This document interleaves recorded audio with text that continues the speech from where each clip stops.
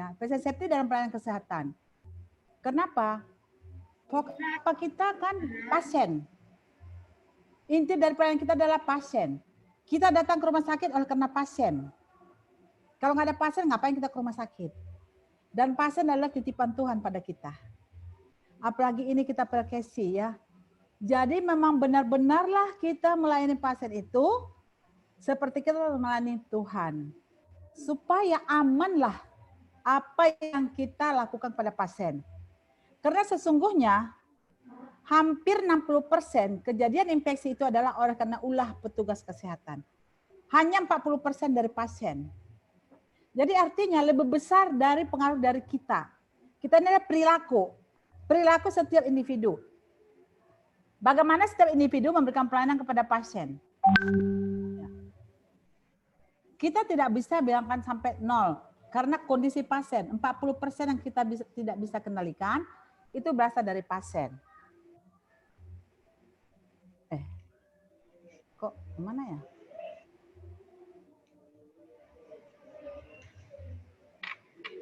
Oke, jadi ini tujuan bisa ya. Tujuan pembelajaran ini nanti setelah selesai, peserta mampu memahami tentang safety di pelayanan kesehatan sesuai standar yang sudah ditetapkan. Jadi rumah sakit harus membuat standar. Patient safety ada 6 goals. 6 goals itu harus sudah dibuat standarnya supaya pasien itu aman dan nyaman. Yang poin kelima adalah mengurangi risiko HIS. Itu yang akan kita bahas dalam 4 hari ini. Ya, jadi nanti udah mampu lah. Kita latar belakang kenapa perlu patient safety, kesalahan-kesalahan dalam pelayanan kesehatan, menyebabkan penyebab kesalahan itu kenapa, 9 solusi patient safety, dan tujuan keselamatan pasien. Dan bagaimana menjelaskan 6 sasaran internasional keselamatan pasien, di mana di sana ada namanya itu adalah mengurangi resiko HIS. Host bisa dengar saya ya? Host bisa ya? Bisa Bu, tinggal di next aja Bu, tinggal di next. Okay. Bisa. Jadi saya dari sini apa dari sana? Jadi rumah sakit itu adalah pelayanan pasien yang sangat kompleks, banyak pasien, banyak pemeriksaan, banyak tindakan, obat-obatan juga banyak, jenis tenaga juga banyak, stafnya banyak. Jadi ini memang berpotensi untuk terjadi kesalahan. Berpotensi. Maka untuk meminimalisasi, memitigasi, maka memang harus dibuat suatu sistem supaya tidak terjadi infeksi. Ya, slide. Ini, jadi the 2 year is human. Salah itu manusiawi. Orang salah itu manusiawi, ya. Salah itu manusiawi, tolong dipahami. Jadi kalau ada pun orang bersalah, ya kita harus memaklumin. Tapi bagaimana kesalahan itu kita bisa minimalisasi. Kalau kita lihat di sini bahwa adverse event itu 2% itu masuk rumah sakit ya. Sesungguhnya 58% bisa dicegah.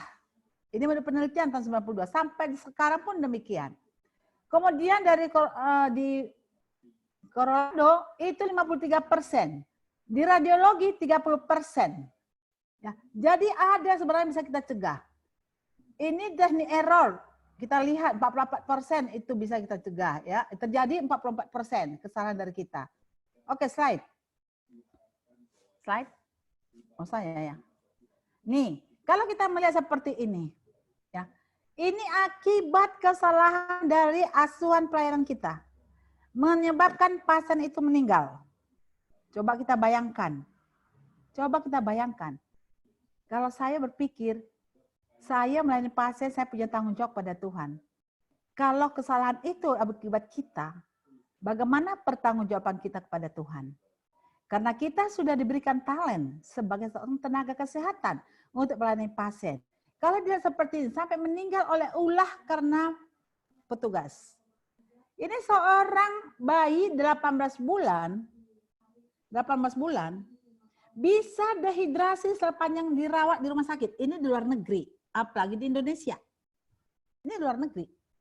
Dan ini memang pernah kejadian. Di rumah sakit tetangga. Anak 18 bulan, anak 5 tahun, gempol-gempolnya. Bapak, ibu seorang spesialis anak. Oke. Tapi anaknya harus meninggal karena dehidrasi. Dikira demam-demam biasa, nggak taunya dia DHF.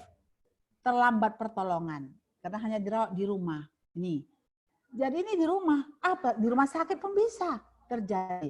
Jadi itulah makanya berdasarkan inilah, maka perlulah kita menerapkan patient safety. Ya, seperti ini. Ini ada beberapa kena operasi. Ini ada pasien dirawat di rumah sakit, di ruang intensive care, sampai dekubitus grade 4. Dekubitus kan sesungguhnya bisa kita cegah. Ada kita dikasih ilmu bagaimana mencegah dekubitus. Jadi kalau saya katakan, kalau terjadi dekubitus di rumah sakit, salah asuhan keperawatan. Karena saya sudah melihat, dulu saya awal-awal, kami banyak dekubitus. Sampai suatu kejadian ini, sebelah kiri ini adalah sampai grade 4. Bokongnya itu seperti onggok daging. Dari sanalah saya belajar, bagaimana sebenarnya mencegah tidak terjadi dekubitus. Akhirnya, kita buat presentasi, kita buat seminar, saya memutuskan, sebagai saya yang penanggung jawab pasien kontrol, saya putuskan setiap pasien tirah baring overkan pantat. Itu kebijakan rumah sakit. Nggak ada di buku. Setiap overrun, shift, overkan pantat. Artinya setiap shift itu pagi, sore, malam dilihat pantatnya. Apakah lecet? Karena kalau dekubitus itu ada grade-nya, grade 1, 2, 3, 4. Kalau sudah merah-merah, langsung kita benerin. Di sini saya bisa menyampaikan, dekubitus itu oleh karena ulah asuhan kita. Jangan dibilang, gizinya buruk, perbaiki dong gizinya. Seperti itu ya. Kemudian kesalahan medis yang lain apa? Cara memberikan obat salah, caranya yang salah. Harusnya dikasih IV, dikasih IM, harusnya dikasih IM, dikasih IV. Memberikan obat yang salah, ya. Obatnya salah, harusnya kasih adrenalin, dikasih sulfatropin. Makanya nanti ada itu rasa sama norum. Kemudian salah pasien, ya, pasiennya salah. Udah lagi salah, itu Dulcolak kan dikasih suppositoria. Karena perawatnya bisa tidur malam, dikasih aja, Bu, nanti ini minum ya Bu ya, nanti ini obatnya ya Bu ya, nanti saya datang kesini jam 10, dikasih di mejanya. Jam 10 perawatnya nggak datang, karena masih ngobrol-ngobrol. Maka obat ini diminum sama pasien. Setelah lihat jam 10, baru datang perawatnya. Obatnya mana Bu? Udah saya minum. Salah siapa? Apa kesalahan pasien? No, tidak. Kita tidak kurang mau informasikan. Kenapa harus kita bikin di meja obat itu? Nanti aja kita kasih sebelum udah waktunya. Itu salah satu ya. Kemudian salah operasi, salah tindakan. Ya. Harusnya dia operasi appendektomi, yang dioperasi apa? Ovarium yang diangkat. Operasi ginjal kiri yang sakit, yang kanan yang diangkat. Katarak yang kanan, yang kiri yang diangkat. Banyak. Coba kita lihat di internet itu kesalahan-kesalahan yang dilakukan oleh petugas kesehatan. Ya, salah tidak, salah lokasi. Tadi salah lokasi, salah tindakan, salah pasien. Ada 2 orang pasien, satu mau appendektomi, satu lagi mau tumor di leher. Dibawa ini ke rumah sakit, dua-duanya udah dibawa ke ruang persiapan. Main tarik aja, ditariklah ini yang tumor di leher. Setelah itu dokternya datang. Kalau dulu kan dokter itu datang kan bisa berapa rumah sakit, bisa 3, bisa 4. Akhirnya main operasi aja, nggak ada time in and time out, nggak ada tuh. Dioperasi. Appendiknya dioperasi, padahal dia tumor di leher. Ini salah satu. Ini di Jabodetabek. Dituntut dulu tuh masuk koran, tapi hanya diam. Dituntut seberapa, jadi saya nggak tahu lah. Tapi itu kejadian. Bukan hanya di Indonesia, di luar negeri pun jadi.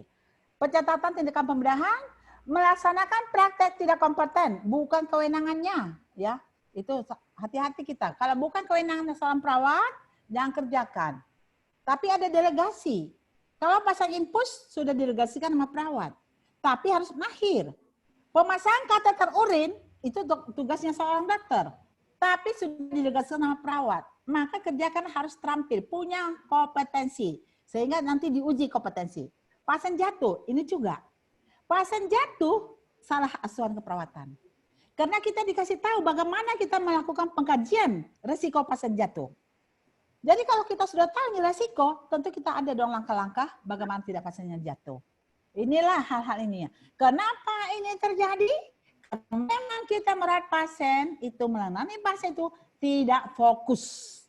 Tidak fokus. Seyogianya ketika kita melayani pasien harus fokus. Sama dengan sekarang, ketika saya memberikan materi, saya harus fokus. Tidak boleh ada ganggu-gangguan. Kalau pikiran saya ke sana-sana, nanti saya tidak fokus, nanti amburadul saya punya bicara. Oke? Jadi perlu supaya pasien itu aman. Selain dari kita punya kompetensi, kita harus fokus melayani pasien. Ya, pasien luka terbakar, ini biasanya di OK, ya, kompres hangat, kauter. Terkait dengan teknologi, cedera karena kesalahan, kerusakan alat. Inilah kita mau bahas tentang infeksi nosokomial. Sebelum 2007 disebut infeksi nosokomial. Tapi setelah 2007 ini menjadi kita katakan HAIS, Healthcare Associated Infection. Karena ternyata infeksi tidak hanya di rumah sakit, tapi juga di fasilitas pelayanan kesehatan lain. Di puskesmas boleh, di praktek dokter boleh, di praktek bidan boleh. Jadi di sana berlaku PPI. Bukan hanya di rumah sakit, bukan hanya di FKTP. Di mana pelayanan kesehatan diberikan, laksanakan PPI. Salah identitas pasien, tadi saya sudah cerita, salah interpretasi data atau gejala. Seorang ibunya perawat masuk ke rumah sakit, usia 62 tahun, riwayat DM. Merasa tidak enak di dada, masuk ke UGD. Dilakukan EKG, menurut dia itu nggak apa-apa dokternya. Ya dokternya dokter umum. Udah, kemudian di pasien ini dipindahkan ke ruangan biasa. Besok pagi ini datang maghrib. Besok pagi jam 9 meninggal ibu ini. Ternyata EKG-nya ada perubahan. Ternyata enzimnya meningkat. 2 di antara 3 kita sudah bisa mendiagnosa. Akhirnya pasien ini meninggal. Karena apa? Salah interpretasi dan gejala. Kita tahu kalau pasien dengan riwayat DM, pasti sakitnya itu tidak sama. Dia pasti anopati, tidak merasa sakit. Tidak ada. Sehingga dia merasa nggak enak. Padahal sesungguhnya dia nggak sakit. Ini salah satu ya.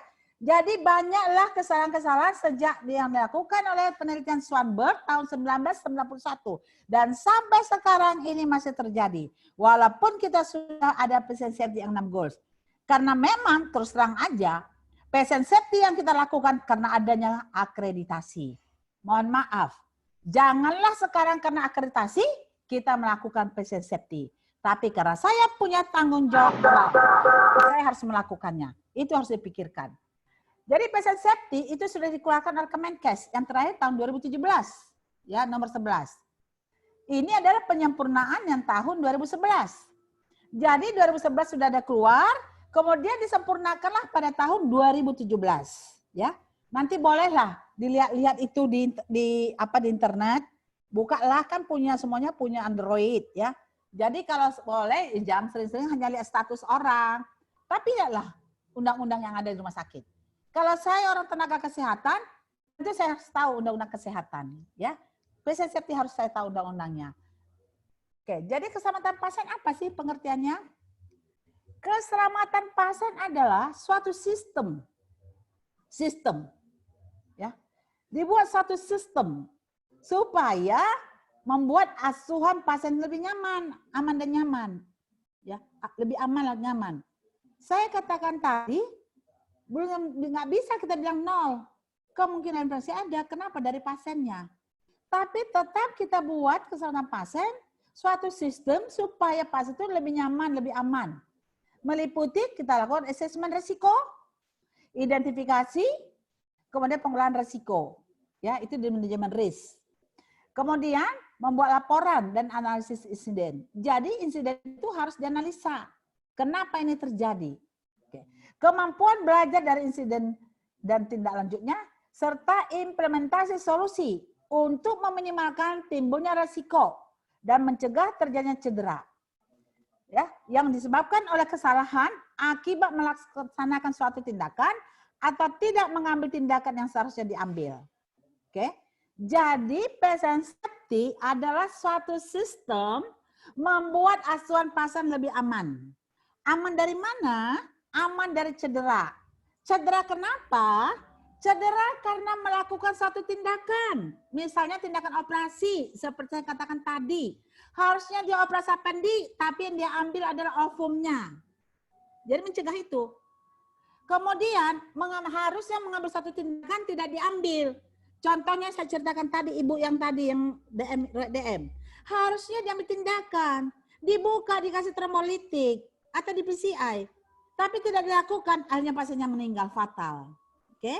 Jadi ingat, patient safety suatu sistem membuat asuhan aman, pasien aman. Aman dari cedera. Cedera karena melakukan suatu tindakan atau tidak mengambil suatu tindakan yang harusnya diambil. Kesalahan medis. Kesalahan medis apa? Ini didefinisikan sebagai suatu kegagalan. Suatu kegagalan yang telah direncanakan untuk diselesaikan. Ya. Jadi suatu rencana, tapi gagal. Tidak sesuai dengan yang diharapkan. Atau perencanaan yang salah untuk mencapai satu tujuan. Salah perencanaan kamu itu, enggak seperti itu. Nah, jadi di sini kita belajar manajemen risiko. Ya. Jadi kesalahan medis itu gagal melakukan satu perencanaan atau perencanaan yang salah. Kesalahan yang terjadi dalam proses asuhan medis akan mengakibatkan potensi cedera pada pasien. Potensi, belum terjadi. Yang kita sebut near miss. Near miss, hampir. Ya. Kemudian adverse event, kejadian yang sudah tidak diharapkan. Pasien itu meninggal, cacat. Itu adalah kejadian yang tidak diharapkan. Near miss itu apa? Tadi saya bilang hampir. Hampir terjadi, tapi nggak jadi. Ini merupakan suatu tindakan akibat melaksanakan suatu tindakan, commission, atau tidak mengambil suatu tindakan yang seharusnya diambil, omission, yang dapat mencederai pasien. Tetapi cedera serius tidak terjadi. Ya, saya melakukan suatu tindakan. Terjadi cedera tapi nggak serius. Atau saya tidak mengambil sesuatu tindakan, saya ambil. Terjadi cedera tapi nggak serius. Contohnya karena keberuntungan. Misalnya, pasien menerima suatu obat yang kontraindikasi, tetapi tidak timbul reaksi obat. Tuhan yang menolong kita. Ini pernah kejadian. Ini Tuhan yang menolong. Dokternya bilang, biasanya pasien kalau dikasih begini, mati. Tapi nggak mati pasiennya, nggak meninggal. Itu pertolongan Tuhan.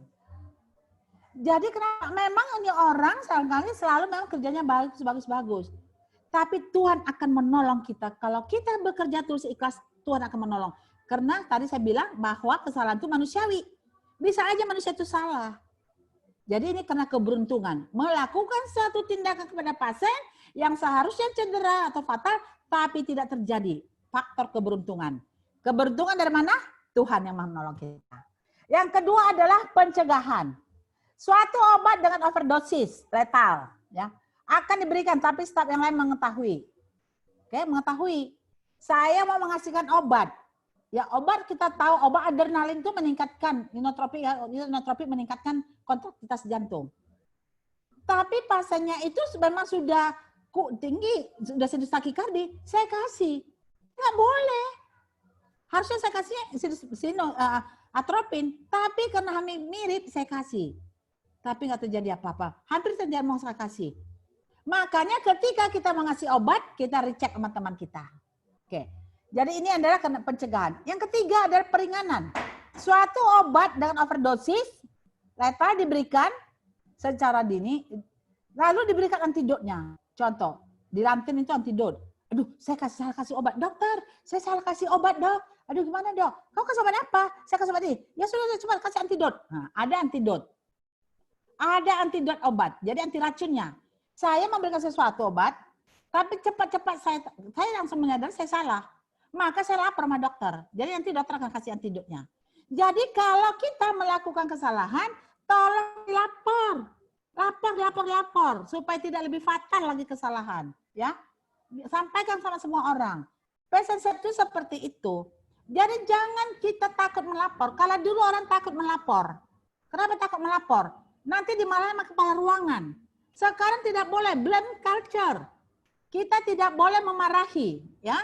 Tapi kita cari solusinya kenapa. Contoh, pasien jatuh di kamar mandi. Kalau dulu kepala ruangan langsung tanya, siapa yang jaga malam? Pasien tadi pagi jatuh di kamar mandi, siapa yang jaga malam? Cari yang jaga malam. Harusnya tanya, mengapa pasien jatuh? Kamar mandi licin. Mengapa kamar mandi licin? Tidak disikat. Mengapa kamar mandi tidak disikat? Tidak masuk clean service. Mengapa kalau clean service tidak masuk? Sakit. Selidik punya selidik, salah kepala ruangan. Tadi pagi-pagi sudah telepon clean service tidak bisa masuk karena anaknya panas tinggi. Seyogianya lah kepala ruangan mencari pengganti. Karena memang ada pengganti. Itu di manajemen SDM. Kita harus ada. Jaga pagi, sore, malam, pengganti libur. Jadi tadi kepala ruangan tuh marah-marahin jaga malam. Padahal dia sudah dilaporkan bahwa cleaning service tidak masuk. Dia yang marah pada salah dia. Jadi kita lihat, makanya ada sistem. Ya. Jadi kita jangan cepat-cepat menyalahkan orang, tapi kaji dulu di mana terjadinya. Pakai 5W. Oke. Kemudian adalah adverse event ini. Ini adalah kejadian tidak diharapkan. Merupakan suatu kejadian yang mengakibatkan cedera yang tidak diharapkan pada pasien. Karena suatu tindakan atau tidak mengambil tindakan yang seharusnya diambil. Yang tadi ya, yang tadi cedera fatal, yang ibu tadi meninggal jam 9 pagi. Datang maghrib ke rumah sakit minta pertolongan kepada dokter, kepada perawat, tapi dia hanya mengantarkan nyawanya ke sana. Kenapa? Tidak mengambil tindakan. Sama dengan tadi saya bilang, dia appendektomi, seorang ibu hamil appendektomi, dia operasi, pulang 3 hari, balik lagi dia ke rumah sakit dengan sakit yang hebat. Dilihat ternyata appendiknya masih ada, yang hilang ovariumnya. Akhirnya dioperasi lagi, tapi sudah terlambat, meninggal sama anaknya, meninggal di ibunya. Fatal.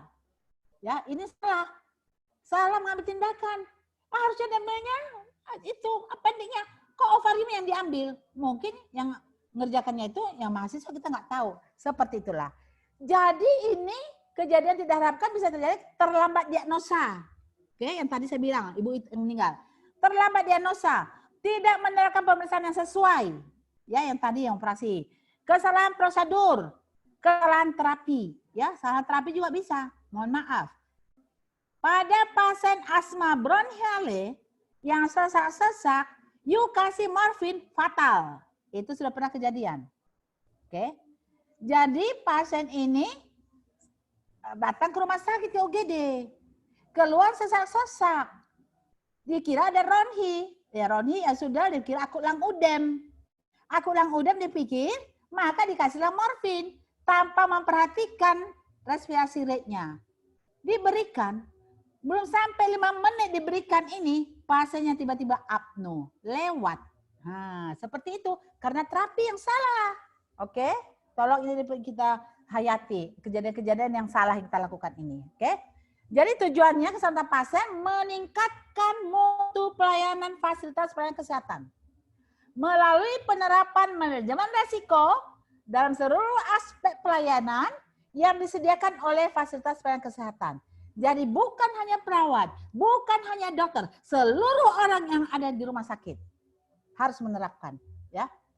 Harus menerapkan. Hanya semua kita harus menerapkan, tidak hanya perawat. Jadi menerapkan semua, seluruh aspek yang kita lihat. Kemudian penjelasan keselamatan pasien yang dikeluarkan dari 2017 ada 3. Standar keselamatan pasien, 7 langkah manajemen keselamatan pasien, sasaran keselamatan pasien. Standar keselamatan pasien, pasien punya hak. Ini yang kita sering kita bikin di banner. Ya, saya nggak uraikan di sini. Nanti lihat di sana. Ya, karena terlalu banyak nanti. Hak pasien, buka hak pasien itu ada. Itu harus dikasih tahu pada pasien. Buat di banner. Kemudian mendidik pasien dan keluarga. Kita harus didik pasien dan keluarga. Karena kita orang kesehatan, kitalah yang paham tentang kesehatan. Pasien itu nggak ngerti. Itu pedagang-pedagang itu nggak ngerti. Pengacara itu nggak ngerti kesehatan. Pengacara ngertinya itu hanya menuntut. Tapi kita sebagai tenaga kesehatan menguasai, maka kita kasih didik mereka. Keselamatan pasien dan asuhan berkesinambungan. Jadi ketika kita memberikan pelayanan secara berkesinambungan. Penggunaan metode peningkatan kinerja, peran kepemimpinan dalam meningkatkan keselamatan pasien, ya. Jadi pimpinan dari mulai leadership, kepala ruangan, kepala instalasi, ya, kepala bidang sampai tingkat direktur harus bikin keselamatan pasien safety. Kalau kami dulu itu di rumah sakit, itu kami disosialisasikan kepada semua tenaga kesehatan tentang keselamatan pasien, dibuat di aula. Kemudian kami dibuat kasih buku-buku kecil, jadi semua orang tahu, ya. Kita sosialisasikan. Itulah perannya kepemimpinan. Karena dia sangat peduli dengan pasiennya, maka dibuat semua stafnya itu harus paham tentang keselamatan pasien. Mendidik staf tentang keselamatan pasien itu tadi saya bilang, komunikasi merupakan kunci bagi staf untuk mencapai keselamatan pasien. Komunikasi, komunikasi. Maka kita ada belajar komunikasi efektif. Komunikasi efektif bukan hanya ke pasien, ke teman sejawat, sama semua, teman sejawat, kepada atasan, kepada pasien, kepada masyarakat, gitu ya. Jadi kalau ada berantem perawat, dokter sama pasien, sama keluarga pasien, buat saya itu aneh. Berarti perawat sama dokter itu tidak mengerti keselamatan pasien. Nggak ngerti komunikasi. Kita harus kaji. Ini pasien ketika datang, keluarganya itu stres. Stres keluarganya. Jadi keluarganya stres, itu akan berpotensi. Sehingga nanti dia juga bicaranya nggak benar. Kalau kita lihat dia sudah agak naik, kita turun, mundur. Jangan kita maju, ditampar kita. Ya, saya mengatakan gitu, saya 30 tahun di pelayanan. Jadi saya tahu bagaimana saya menghadapi. Saya di emergency itu 15 tahun. Ya, 15 tahun di emergency. Jadi saya tahu bagaimana pasien-pasien yang marah-marah. Tapi kalau kita layani dengan murah senyum, walaupun kita udah murah senyum, dia masih marah-marah. Ya udah kita mundur, gitu. Jadi komunikasi penting sekali. Maka belajarlah komunikasi. Ya inilah yang kita belajar soft skill. Soft skill itu adalah tentang komunikasi. Kenapa? Karena banyak itu kita lihat bahwa di dalam komunikasi itu adalah kita kurang tapi pintarnya pintar. Buat apa kita punya pintar otak, pendidikan sampai segudang, semua pendidikan diambil, tapi tidak bisa komunikasi sama orang. Salahlah itu, ya. Jadi kita ingat bahwa kita harus bermanfaat buat orang lain. Jadi melalui komunikasi yang baik. Oke, ini 7 langkah menuju keselamatan pasien. Bangun kesadaran akan nilai keselamatan pasien. Sadar kita bahwa pentingnya keselamatan pasien. Pimpin dan dukung staf. Pimpin dukung staf Anda. Kalau Anda kepala ruangan, pimpin staf. Ya. Kalau Anda staf, pimpinlah itu cleaning service yang di bawah Anda. Ya. Kalau Anda kepala bidang, pimpinlah itu di bawahannya. Seperti itu. Kembangkan sistem pelaporan. Wajib buat laporan untuk mencegah lebih fatal lagi. Libatkan dan berkomunikasi dengan pasien. Ya, jangan suka-suka. Seperti sekarang zaman COVID. Zaman COVID, ini rumah sakit. Jadi zaman COVID ini keterlaluan. Keterlaluan kita aku bilang. Pasien dirawat. Jaga pagi hanya sekali melihat pasien. Jaga siang hanya sekali lihat pasien. Jaga malam hanya sekali lihat pasien. Jaga malam kasih makan jam 7. Udah selesai. Nggak ada komunikasi. Itu mudah-mudahan yang ikut ini nggak seperti itu. Nanti jaga pagi kasih makan jam 12 selesai. Kemudian nanti jam sore kasih jam 5 selesai. Perlu dong subsistem, support system. Kita jangan lupa walaupun zaman COVID, biopsiko-sosio spiritual. Kasih. Nggak apa-apa. Saya ngomong gini nggak masalah ya. Saya ngomong gini saya lakonin. Saya ke Wisma Atlet, saya ke pasien, saya salamin itu pasien. Saya support itu pasien. Wisma Atlet loh. Wisma Atlet semuanya pasien COVID. Tapi kan saya pakai APD. Saya kan pakai masker. Saya pakai goggle. Saya pakai pelindung mata. Udah aman. Tapi saya komunikasi sama pasien. Nggak masalah. Karena saya tahu transmisinya. Jadi jangan mentang-mentang pandemik, kita tidak ada komunikasi sama pasien. Kita tidak kasih pendidikan sama pasien. Kasihan pasien itu. Makanya pasien ada bunuh diri. Ya, jangan sampai pasien kita itu bunuh diri. Ingatlah kalau kita kerja yang baik kemana mereka, Tuhan pasti tolong kita lah. Percaya deh, percayalah. Ya, belajar dan berbagi pengalaman tentang keselamatan pasien. Artinya kalau ada kejadian, ya belajar pengalaman. Janganlah begitu didiam-diamkan, nanti orang lain bikin kesalahan. Jadi kalau sudah pasien, yes. Maaf, waktu tinggal 5 menit. Oh 5 menit, saya 45 menit bukan? Ya. 45 menit ya? Iya. Oke. Nanti 5 menit untuk tanya jawab. Oh iya. Betul. Ya. Ya. Oke, jadi cegah melalui interaksi pasien. Oke, ini 9 solusi bersama aja. Ini 6 sasaran, identifikasi pasien, komunikasi, keamanan obat-obatan, lokasi pembedahan benar, operasi benar, risiko infeksi, HAIS yang kita pelajari nanti hari ini, mengurangi risiko cedera jatuh. Ya, ini adalah sasaran tadi udah. Jadi penjelasannya ini sebenarnya bukan dari saya, tapi memang itu dari orang patient safety. Tapi saya tempatkan di sini supaya nanti teman-teman Bapak Ibu bisa bacanya lagi di sini ya. Sasaran keduanya ini juga sasaran tadi, ini benar memberikan pasien obat. Kalau dulu kita 6 benar, sekarang ada 12 benar. Sampai benar kita lakukan ya, pasien itu udah diminum obatnya. Sampai diminum, kemudian kita lakukan reaksinya terhadap makanan, terhadap obat-obat lain. Oke, sasaran keempat ini tadi pasien benar, ini ada di operasi ya. Melakukan di kamar operasi, benar pasien, benar tindakan, benar prosedur. Ini sana. Jadi ada time in, time out ya. Ini dia ya, ada protokol kesehatan. Benar pasien, benar prosedur, benar lokasi ya. Ini safety-nya. Ini orang bedah harus belajar. Saya juga nggak bahas di sini. Kalau bahas di sini saya sudah belajar tentang PPI di kamar bedah. Itu bukan itu judulnya ya. Ini sasaran kesehatan pasien. Yang kelima. Ada regulasi tentang kebersihan tangan. Nanti ini akan kita bahas. Karena ini bisa dibahas di patient safety hanya tentang kebersihan tangan, padahal banyak sekali. Nanti akan kita bicarakan. 6 ini sasaran mengurangi risiko cedera pasien jatuh. Bagaimana pasien itu supaya tidak jatuh? Ada trik-trik yang kita pelajari, ya. Oke, jadi rangkuman, kesimpulan, patient safety merupakan langkah strategis supaya pelayanan kita tuh aman, quality, bukan kuantitas, quality, safety by quality. Patient safety suatu perubahan budaya ya melalui perubahan perilaku individu, PPI, perubahan perilaku individu. Jadi perubahan budaya safety culture, kita budaya aman. Budaya aman sudah kita terapkan di dalam diri kita. Bahwa saya harus aman, pasien harus aman di tangan saya. Itu terapkan. Sudah terinternalisasi dalam diri. Kemudian blame free culture, jangan langsung menyalahkan orang. Tapi cari kenapa ini masalah terjadi.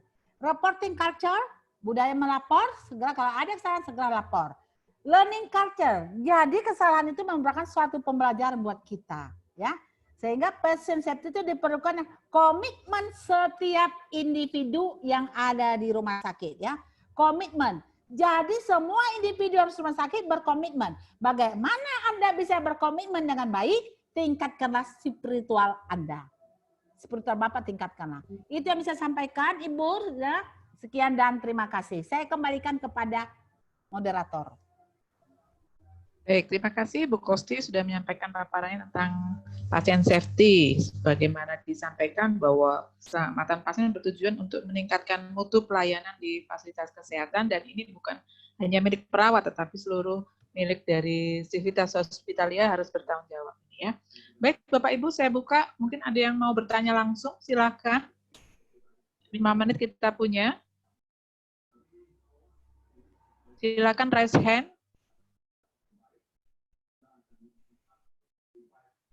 Adakah yang bertanya tentang pasien safety? Terima kasih sudah diingatkan Bu Kosti, tanggung jawab kita di rumah sakit untuk senantiasa melaksanakan pelayanan berfokus pada keselamatan pasien.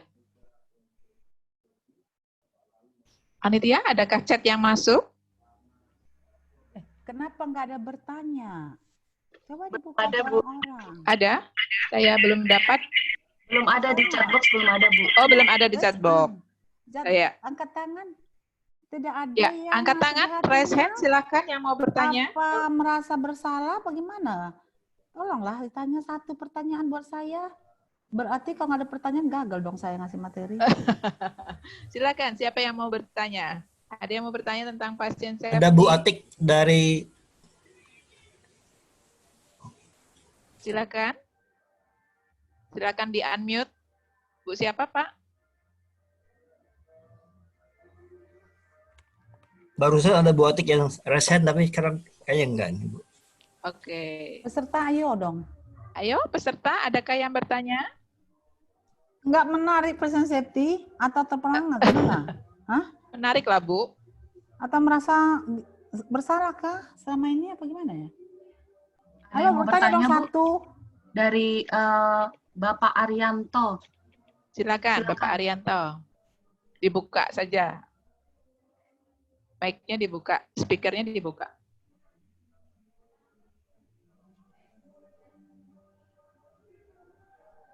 Nggak kedengaran Pak Arianto? Coba wajahnya mana Pak Arianto? Ini ada sudah. Tapi saya nggak melihat wajahnya ya. Ada Ibu. Mana Silakan Pak Arianto? Arianto. Suaranya kok belum kedengaran saya? Mana Pak Arianto? Halo, bapak-bapak, ibu-ibu sekalian. Ya, Pak Arianto silakan. Sudah, tapi kok enggak dengar suaranya ya? Gimana? Pak Arianto tari, Pak Arianto tari ya? voice-nya nggak ada suara-suara. Suaranya nggak ada Pak Ari. Coba di unmute.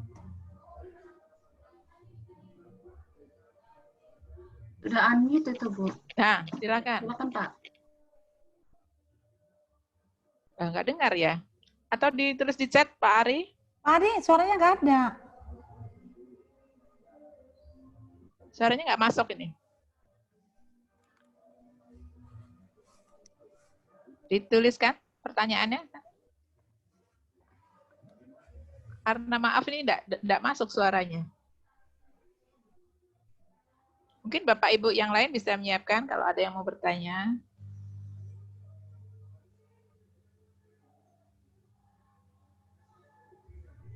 Siti Marham ini nggak bertanya. Ini nggak bertanya kenapa ya? Hah? Paham nggak sih? Terlalu cepat saya ngomong ya, karena mengejar waktu. Waktunya cepat ya, Bu. Iya. Udah 40 menit. 45 menit sudah. Iya. Kan udah 40 menit nih. Halo, pahamkah yang saya sampaikan? Waduh, nggak ada bertanya gimana nih ya? Mbak Rina, paham nggak Mbak Rina? Mbak Rina, pahamkah? Nggak ada bertanya? Ya, Pak Ari ditunggu pertanyaannya. Masih ditunggu pertanyaannya Pak Ari.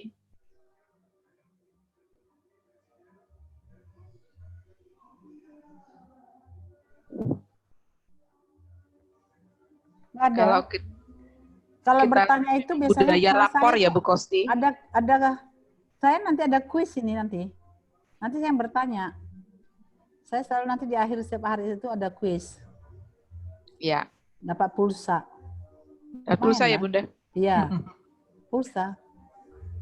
Langsung saya kirim nanti. Halo. Ya, mari Bapak Ibu. Mungkin budaya lapor Bu Kosti ya, lapor insiden keselamatan pasien itu yang di rumah sakit. Masih pada takut lapor bisa. Padahal saya cepat-cepat supaya, tapi paham ya yang saya sampaikan ya. Kenapa patient safety itu ya?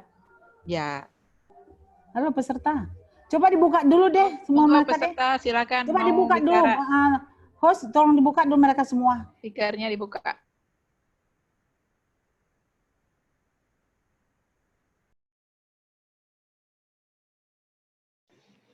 Buka, Mas. Bukan ditutup.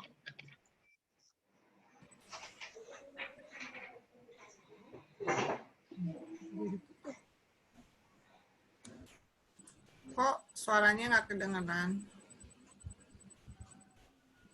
Bu Kosti, mohon, ini ada pertanyaan. Mohon pengalaman dari Ibu, bagaimana pengalaman di rumah sakit Ibu saat ada yang melaporkan insiden. Saya Nimsi dari Stikes Bethesda Yakub. Di unmute Bunda, Bu Kosti. Oh, ya. Sorry. Tolong peserta itu dibuka aja biar ngobrol. Ya. Jadi saya tadi sudah bilang, dulu kalau melapor dimarahin kepala ruangan. Sebelum ada patient safety 2011. Jadi orang-orang kalau ada kesalahan gak mau lapor, didiamin. Ngapain lapor daripada kita dimarahin nanti, gitu. Jadi sama ketika saya pelaksana juga dulu seperti itu. Atau saya pelaksana dulu kan belum ada patient safety. Jadi kalau ada, karena teman kita lihat dia ngelapor, tadi salah begini-gini, langsung dimarahin. Pasien jatuh, siapa yang jaga malam? Tapi sekarang enggak boleh. Ada nanti laporan laporan insiden kejadian, itu kita tulis, nanti itu baru kita analisa, kenapa ini terjadi, seperti itu. Sehingga sekarang, orang udah pada melapor, ada apa melapor. Dengan melapor, kejadian itu kan berkurang. Gitu. Itu. Jadi kalau kami sekarang semua itu dilaporkan. Tadi saya sudah bilang, kami itu ketika ada 2011 pasien safety, kami langsung itu disosialisasikan untuk semua orang. Jadi mulai saat ini kalau ada yang kesalahan, lapor. Jadi kita tidak usah blame culture, tidak menyalahkan, tapi cari mengapa terjadi. Begitu. Ya, jadi ke depan nggak usah marah-marah, nggak usah langsung dimarah-marahin. Ya. Kemudian ada pertanyaan lagi, Bu Kosti, untuk penandaan apa harus operator, apa bisa dibantu perawat? Kemudian yang kedua, dalam pasien langsung dia. Ya. Oke. Yang kedua, kalau pasien safety ada reporting culture, tapi kadang takut untuk menyampaikannya. Ada yang melaporkan insiden. Bagaimana sebaiknya? Ya kan? Tadi juga sudah saya sampaikan demikian. Takut lapor. Jadi kalau kita udah sosialisasikan patient safety untuk semua yang di rumah sakit, nanti mereka nggak akan takut lagi. Karena kita sudah sampaikan, yuk kalau ada kesalahan, nggak usah takutlah lapor. Karena belum tentu kesalahan itu ada di kamu. Mungkin sistem yang nggak ada, nanti sistem yang kita buat seperti itu. Jadi salah satu kita harus membuat sosialisasi tentang patient safety. Semua orang harus dapat sertifikat patient safety di rumah sakitnya. Nggak usah keluar lah, rumah sakitnya aja yang memberikan. Kalau soal penandaan, ya maksudnya dokter. Tapi kalau dibantu pun nggak masalah. Itu tergantung kepada kebijakan rumah sakitnya. Gitu. Ya. Biasanya dokter bikin menandain. Tapi kalau kalian yang tak tahu pun nggak apa-apa. Kembali kepada kebijakannya. Jadi itu ada tertulis di kebijakan, tertulis siapa yang membuat. Panduannya harus tertulis siapa yang menandain. Bolehkah perawat, bolehkah apakah harus dokter, itu harus ada. Itu kebijakan dari rumah sakitnya.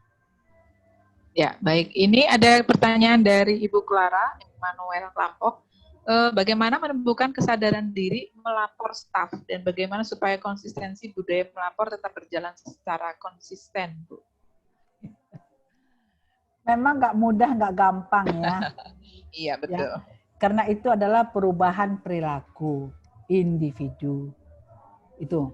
Sekarang kalau saya selalu bilang, kita harus sadar siapa saya di rumah sakit. Apakah saya bos atau saya pelayan? Gitu loh. Kalau saya pelayan di rumah sakit. Saya pelayan, kasarnya pembantu. Gitu loh. Saya kenapa melayani pasien, melayani orang, melayani staf, melayani semuanya. Sekarang pun demikian. Jadi kita harus sadar, kenalin dulu diri kita, siapa kita. Baru itu sadarkan diri, itu menyadarkan diri. Dan tingkatkanlah kita punya spiritual. Hidup ini untuk apa sih? Bukan bermanfaat buat orang lain. Hah? Zaman pandemik ini kita sehat bukan bersyukur. Setiap hari kita mendengar kejadian. Tiba-tiba si Anu meninggal, si Anu meninggal, si Anu meninggal. Tahu kita sehat-sehat, meninggal. Itu kita tidak menyadarkan diri kita. Kalau saya menyadarkan diri saya sadar diri. Oh iya ya. Jadi bagaimanapun saya harus melakukan, saya selalu eling. Karena saya juga menyadari bahwa kematian itu Tuhan sudah menetapkan. Tapi kita sebagai makhluk, kita boleh memohon pada Tuhan diberikan kesehatan panjang umur, tapi bermanfaat buat orang lain.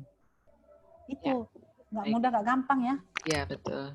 Terima kasih Bu Kosti. Terakhir mungkin ini ya, Bapak Ibu dari RSU William Booth mau bertanya dari Fitri ya. Apa yang dimaksud dengan tentang benar pendidikan kesehatan perihal medikasi klien? Apa yang dimaksud tentang benar pendidikan kesehatan perihal medikasi klien? Medikasi klien, pendidikan kesehatan. Pendidikan kesehatan. Medikasi klien, ya. Pendidikan kesehatan, ya tentang kesehatan kita didik. Kita harus didik pasien-pasien kita itu tentang kesehatan. Ya, bagaimana pola hidup PHBS, bagaimana pola hidup sehat, seperti itu. Jadi salah satu seperti sekarang zamannya protokol kesehatan, ya banyak juga keluarga pasien nggak menyadari. Jadi kita harus kasih tahu, udah dibilang pakai masker, tapi masih aja nggak pakai masker, masih aja juga merokok. Ya sesungguhnya itu sehat tidak boleh kan? Ya kan harusnya tidak boleh. Jadi kita memberikan pendidikan kesehatan Penkes kepada pasien, kita selalu memberikan pendidikan kesehatan. Medikal, obat-obatan, kita kasih tahu.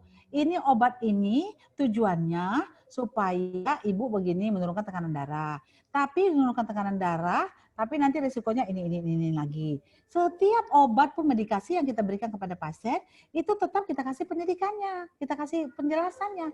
Bukan sama ini, Bu ini minum obatnya ya Bu ya, ini obatnya 3x1, udah selesai. Satu-satu kita perhatiin. Ibu ini obatnya Lasix. Lasix ini untuk mengeluarkan cairan dari tubuh ibu, karena ibu banyak sesak, jadi itu membuat banyak cairan di paru-paru ibu, jadi untuk menurunkan ya Bu. Tapi hati-hati Bu, nanti kalau misalnya ibu ada rasa nggak enak tangan-tangannya, kemungkinan nanti ibu elektrolitnya bisa turun gitu. Jadi di sini sehingga saya pun harus belajar. Setiap obat yang saya berikan kepada pasien, saya harus tahu efek dan side effect obat. Gitu enggak? Harusnya begitu. Efek dan side effect obat harus tahu. Karena setiap saya kasih, saya bisa jelaskan. Ini obat Lasix ya Bu, ini obat ini adalah obat, misalnya ini obat pusingnya, obat sakit kepalanya. Tapi ini kalau perlu aja Bu, kalau nggak usah. Karena setiap obat itu ada bahan kimia. Jadi ada side effect-nya juga. Semua kita jelaskan. Baik, ya. Terima kasih, saya rasa sudah jelas ya Bapak Ibu. Kalau boleh saya rangkum, memang yang disampaikan tadi, pasien safety merupakan langkah strategis yang sangat diperlukan di rumah sakit untuk memberikan pelayanan aman, dan itu merupakan tanggung jawab seluruh sivitas hospitalia. Baik, saya terima kasih untuk sesi pertama.